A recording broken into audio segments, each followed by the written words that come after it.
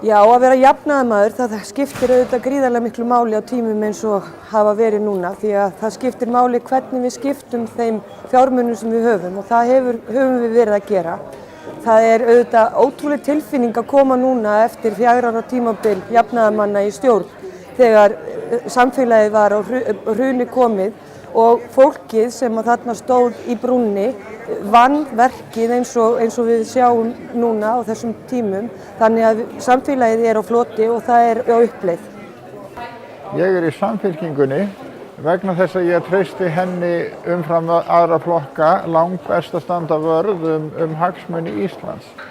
Meðal annars það sem ég vil benda á eru Evrópumálin sem eindreginn stuðningsmaður þess að samningurinn sem í gangi við EB, honum verði lokið og þjóðin fái að kjósa aðildina.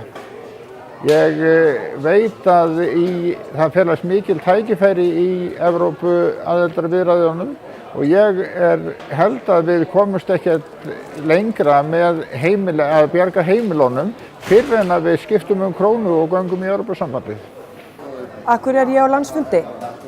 Vegna þess að það skiptir gríðarlega miklu máli að þeir sem eru út í grasrótinni komi saman öðru hvoru og velti við vöngum yfir því hvert að Samfylkingin eigi að stefna og hvaða áherslur Samfylkingin eigi að leggja fram á næstu árum og okkur gefst tækifæri hér, heil hópur, að hafa áhrif á það sem fram kemur og verður stefna Samfylkingarinnar. Það er auðvitað svo mikilvægt fyrir okkur að átta okkur á því að það er enginn einn sem vinnur þetta, heldur er þetta fjöldinn allur af fólki en svo kemur í ljós hérna þegar við erum komin saman og það skiptir máli að fólk geti sett sig í málefnanefndir og haft áhrif á það sem kemur út úr þeim nefndum. Þess vegna ég á landsfundi. Já, ég nú komin hérna, ætlaði nú að vera hérna alltaf til að fagna því hvað hefur tekist vel til hjá ríkisstjórninni að mínum dómi. Ég mjög stolt af þeim árangri sem þessi ríkisstjórn hefur náð, en nú hefur það gerst alveg síðustu dögum að þjóðin hefur gengið á göflunum og allt í einu trúa því allir að það sé Sigmundi Davíð að þakka við Icesave-málið. Fjölmiðlar styðja okkur ekki einu sinni í því að það auðvitað ríkisstjórnin sem leggur upp málið og ræður lögfræðinga til að reka það og vinnur það. En nú ríkisstjórnin kennt og jafnvel að hún að segja af sér að kröfu þjóðarinnar. Ég á ekki orð, ég svo hissa og mér langar til að mæta hérna alveg sérstaklega og sýna að ég sé hérna til að standa með ríkisstjórninni í þessu máli. Hvað jafnaðarstefna? Jafnaðarstefna samþætting af siðfræði og hagfræði. Þannig verður til velferð þegar við samþættum siðfræði og hagfræði. Og það hlutverk jafnaðarstefnunar og aðall að vinna þetta verk og það hefur verið gert og við köllum þetta jafnaðarstefnu.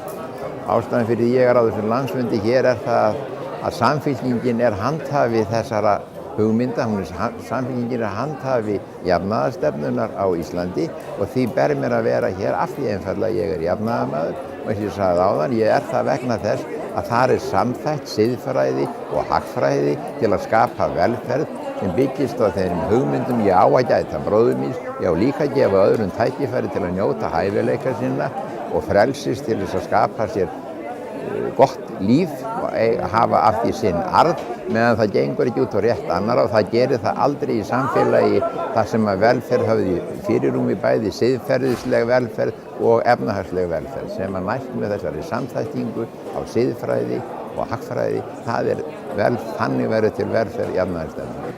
Já, af hverju ég jafnaðarmaður og af hverju ég hér á þessum glæsilega landsfundi. Ég stolt af því að vera að aðhyllast jafnaðarstefnuna sem í hjarta mínu og sálu veita rétta leiðin fram á við fyrir Ísland.